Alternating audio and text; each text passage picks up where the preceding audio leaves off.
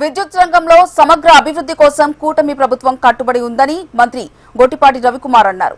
అనంతపురం జిల్లా రాయదుర్గలో CM PM Surya Ghar Muft Bijli Yojana పథకాన్ని ఆయన ప్రారంభించారు. 27 కోట్ల వ్యయంతో 2400 ఎస్సీ ఎస్టీ లబ్ధిదారులకు ఉచిత సోలార్ కనిపిస్తున్నామని తెలిపారు.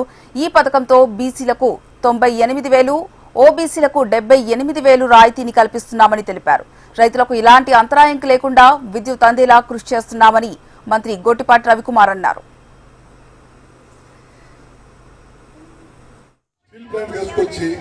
మన ప్రాంతంలో శంకుస్థాపన చేస్తుంటే అది నేనే ఆ రోజు ప్రయత్నం చేశాను. గతంలో ఒకసారి మీ జిల్లాలో కియా ఫ్యాక్టరీ తీసుకొచ్చారు. ఆ రోజు చంద్రబాబు నాయుడు గారు ఎంత కష్టపడి ఈ జిల్లాలో కియా ఫ్యాక్టరీ పెట్టాలి, చుట్టుపక్కల ఉన్న ప్రజలకి ఉపయోగం జరగాలి, ఉద్యోగాలు రావాలనే ఉద్దేశంతో ఆ రోజు తీసుకొస్తే ఆ రోజు ఏమన్నాడు, ఈ కియా ఫ్యాక్టరీ మా నాన్న తీసుకొచ్చాడు అన్నాడు. ఇట్లా అబద్ధం